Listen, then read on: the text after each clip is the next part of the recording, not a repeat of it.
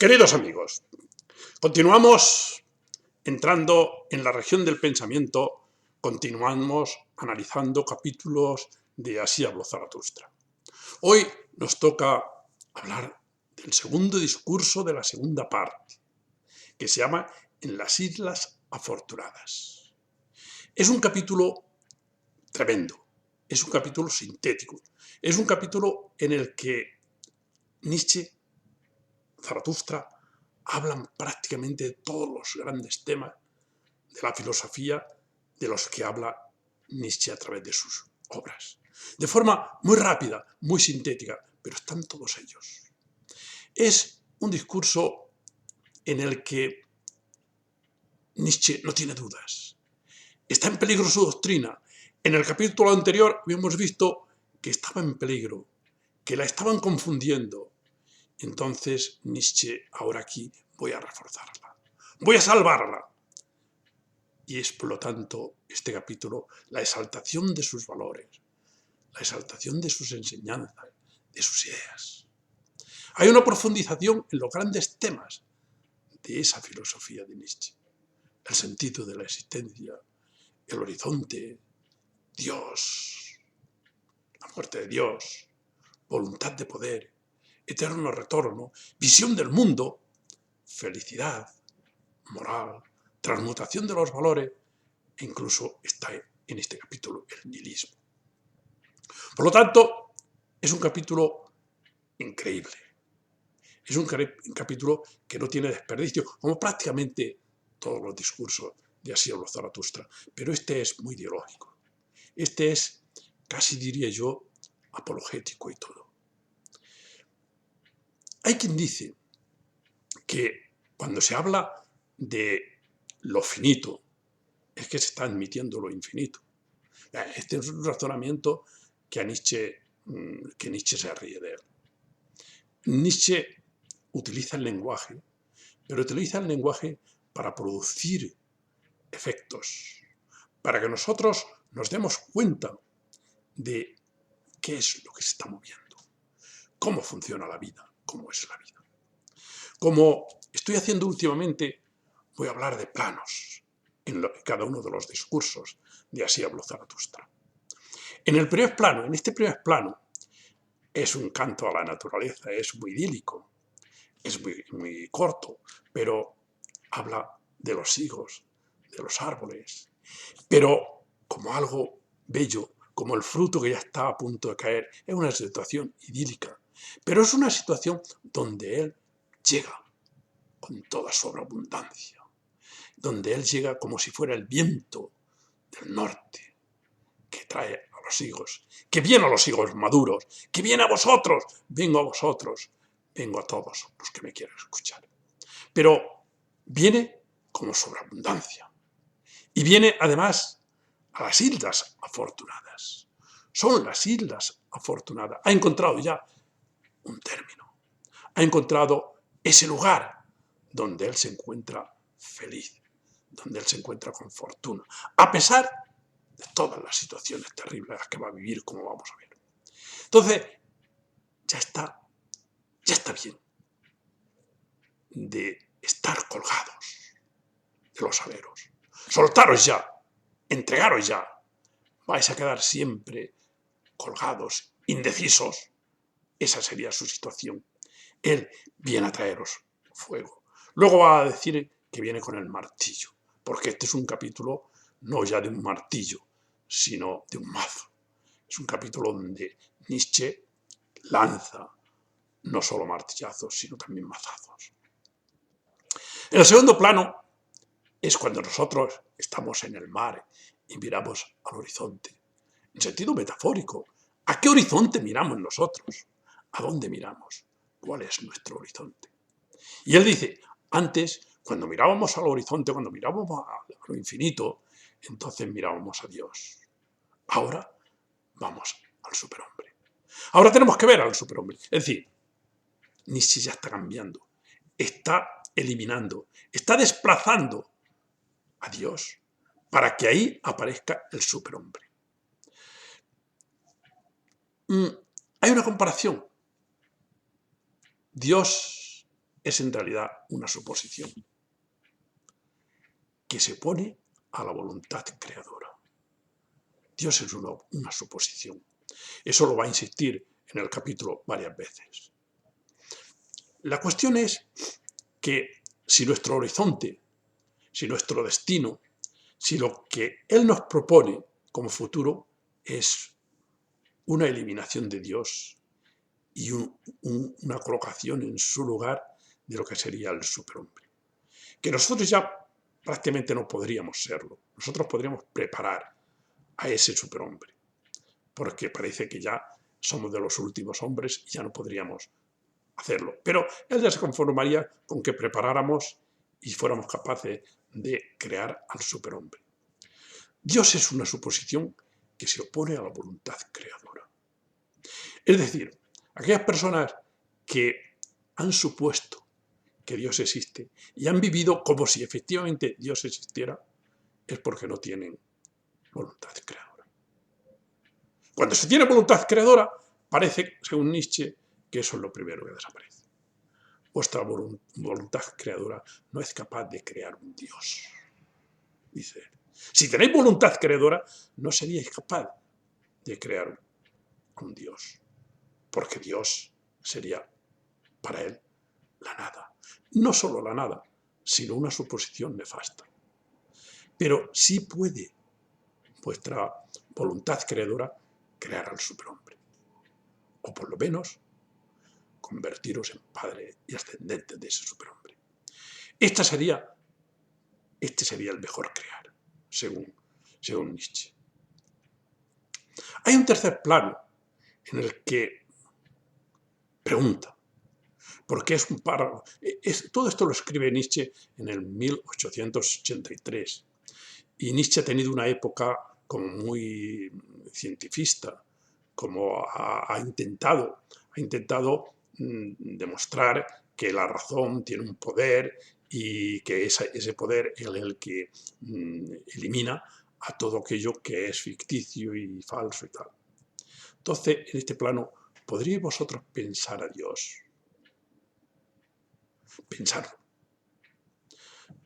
Estos son unos párrafos de una carga ideológica increíble, incluso apologética, que la voluntad solo admita lo que es pensado para el hombre. Dice, que no admitáis aquello que no sea pensable. ¿Y qué es lo pensable? Lo visible, lo sensible, lo que los sentidos nos ofrecen. Aquello de lo que Kant había hablado.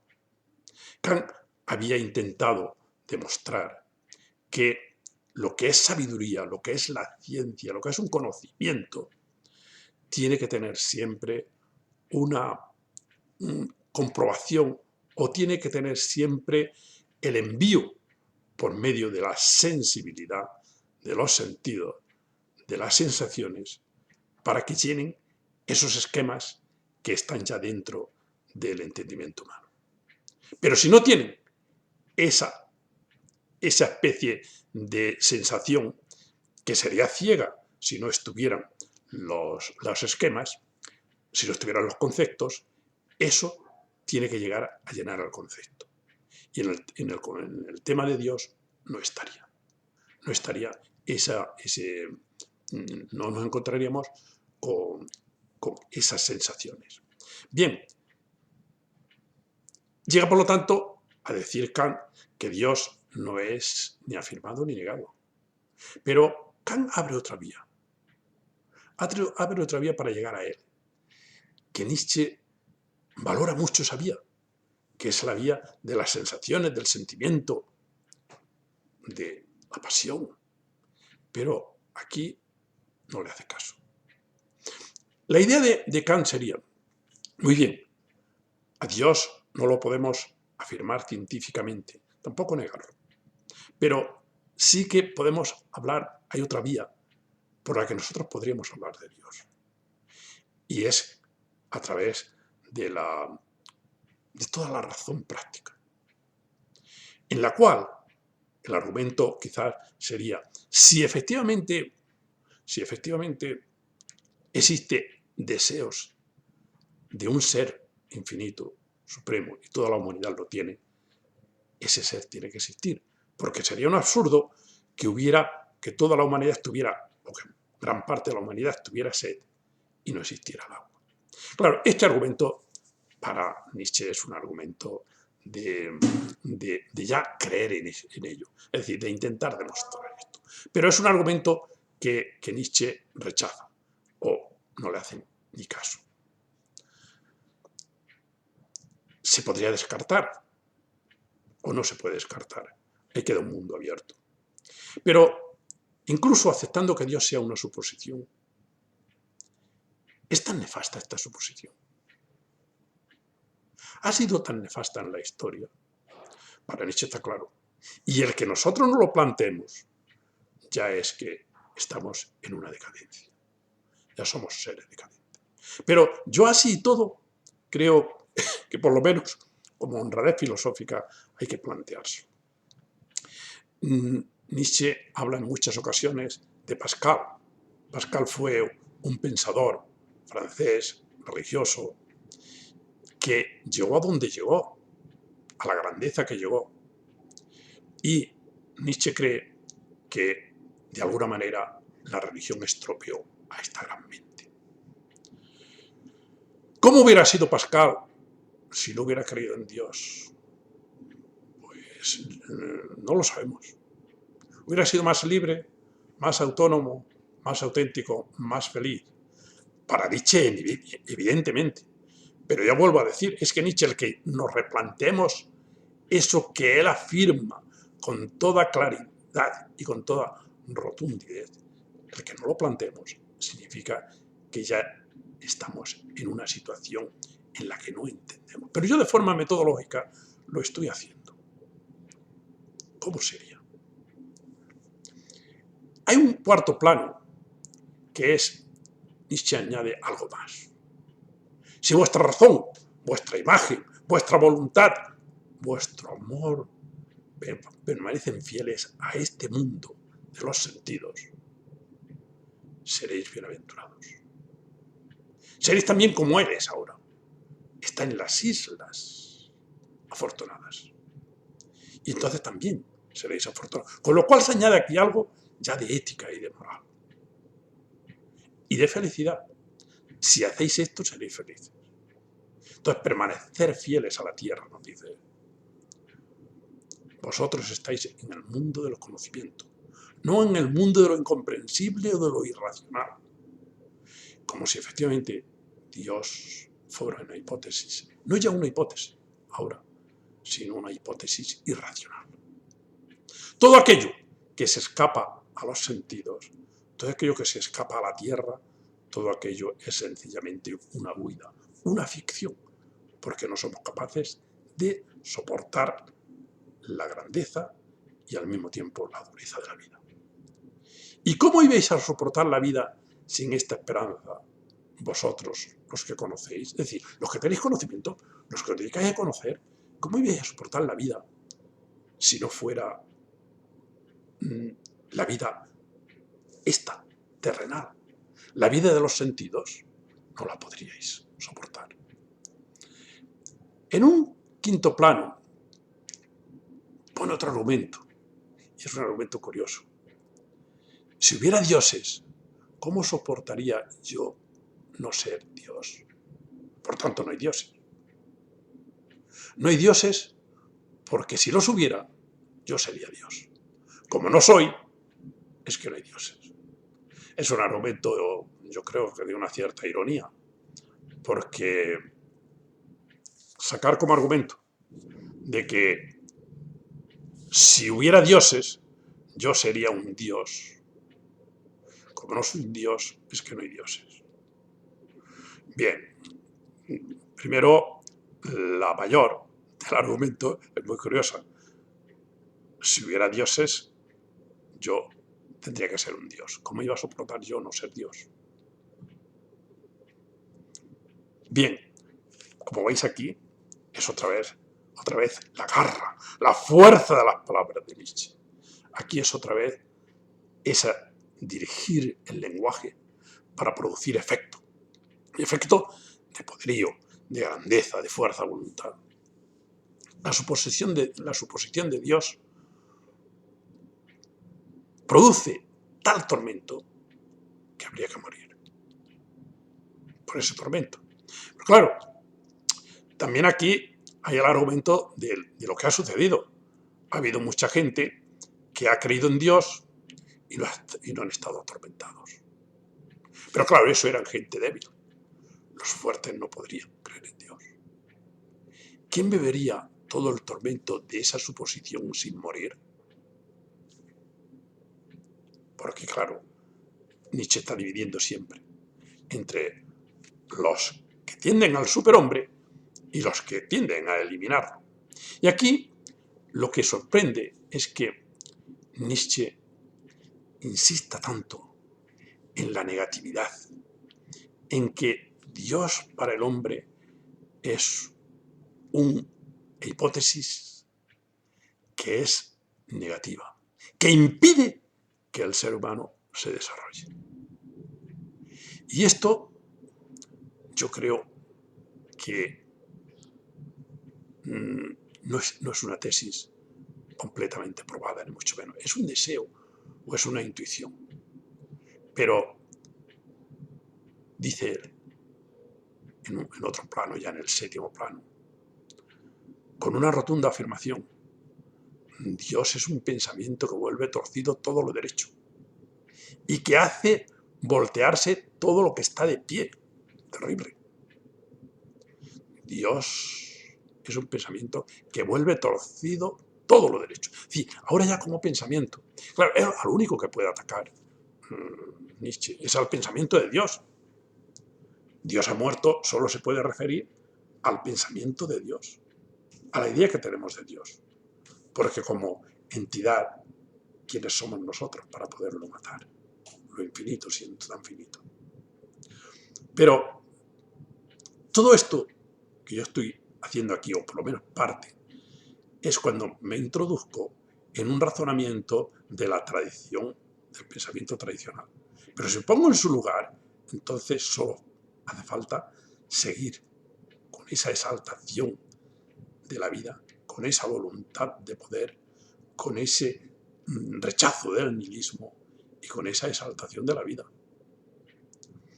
Entonces, explica esto que estoy diciendo con unas preguntas. ¿Cómo? ¿Estaría abolido el tiempo? ¿Y todo lo perecedero sería únicamente mentira? Es decir, eso que para él es perecedero y que es como Heráclito, que es su imagen, Heráclito, del río que corre, llama ni siquiera hay río, hay agua que corre. Entonces, eso, ¿cómo? ¿Estaría abolido el tiempo? No existiría el tiempo si existiera lo eterno, si existiera ese Dios inmutable, si existiera esa metafísica, aquí también hay un ataque a la metafísica, que es otro de los temas de Nietzsche. Estaría abolido el tiempo y todo lo perecedero sería únicamente mentira. Bueno, es un poco la idea de Platón. Para Platón es mentira todo lo que es perecedero y todo lo que son los sentidos. Es mentira. Incluso a veces se habla, el amor verdadero tiene que ser eterno. Como si un amor profundo, aunque no fuera duradero, no fuera verdadero. Hay que hablar de tiempo y de venir. Eso es lo que dice Nietzsche. De tiempo y de venir. Solo es verdadero lo que es imperecedero, pensarlo. Pero avanza más en ello. Y hay un octavo plano en el que enfermedad mareante llamo yo a sostener tal cosa. Es decir, la suposición de que Dios exista. Aquí, ya os digo, hay una fuerza terrible, una negación de ese Dios. Hay la muerte de Dios, o casi ya es como rechazo profundo, porque impide que se llegue al superhombre, porque está ocupando su lugar. Entonces hay que eliminarlo para que el superhombre ocupe ese lugar. Entonces dice, malvadas y enemigas del hombre son esas doctrinas de lo uno y de lo lleno, de lo inmóvil, de lo saciado, de lo imperecedero, que son los términos absolutos que ha utilizado la filosofía occidental en general.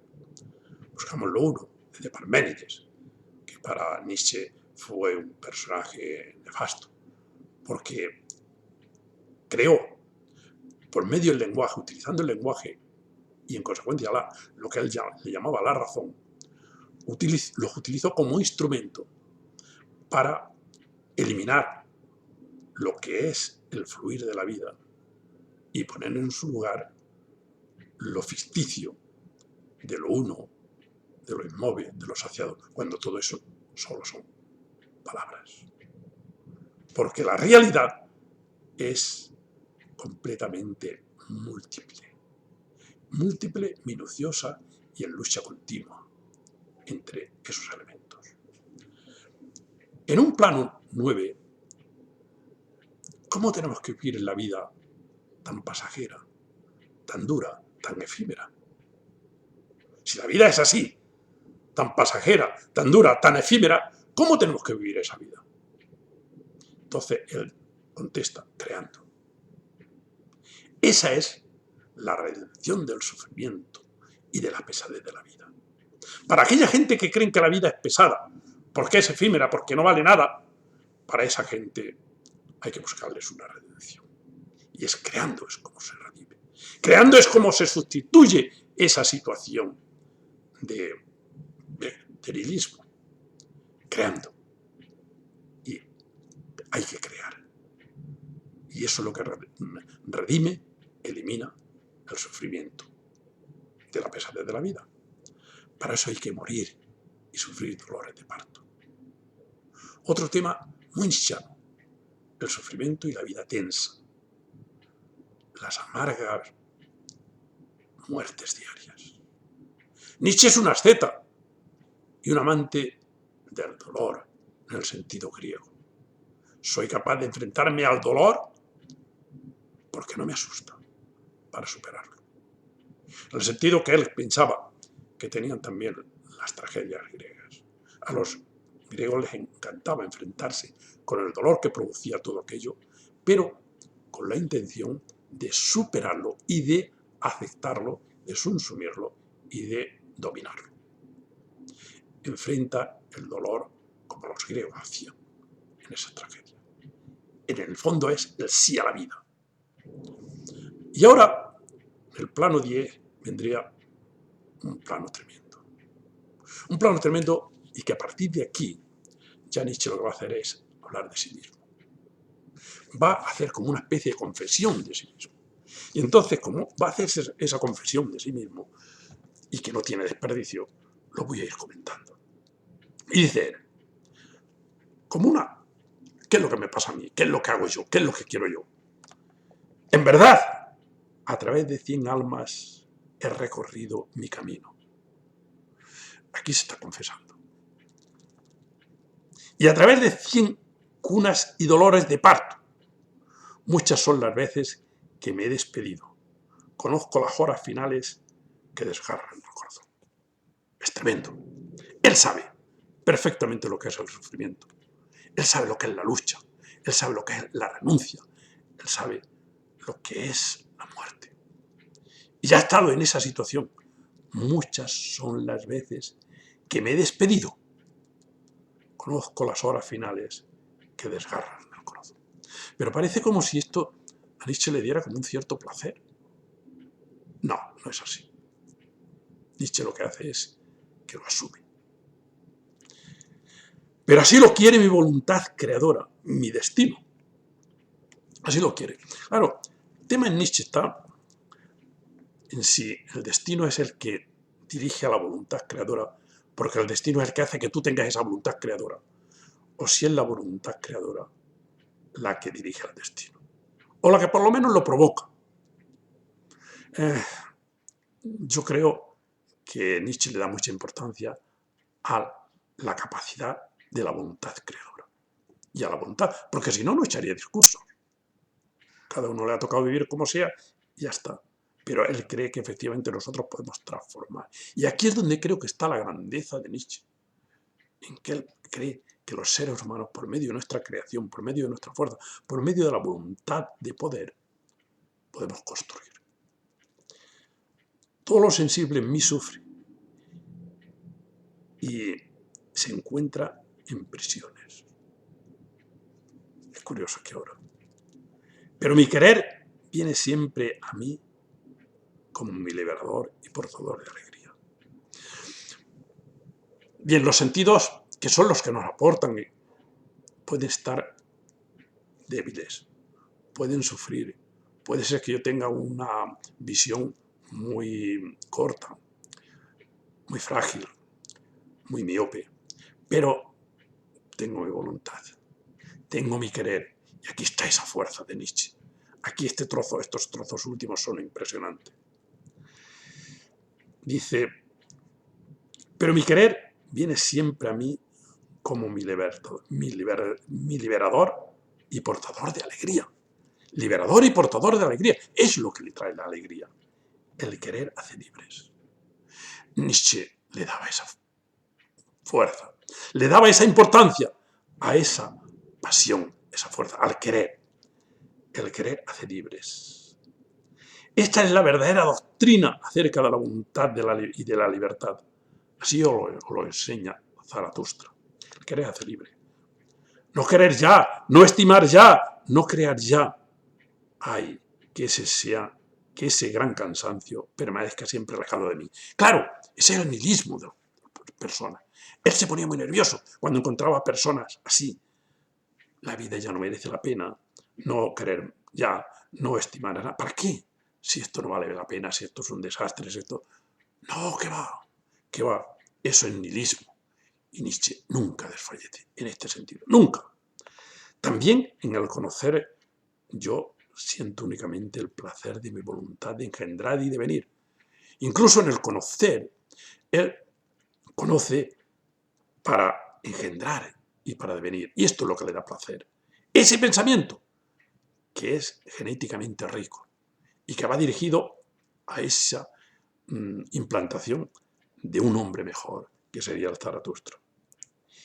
Y si hay inocencia en mi conocimiento, esto ocurre porque en él hay voluntad de engendrar.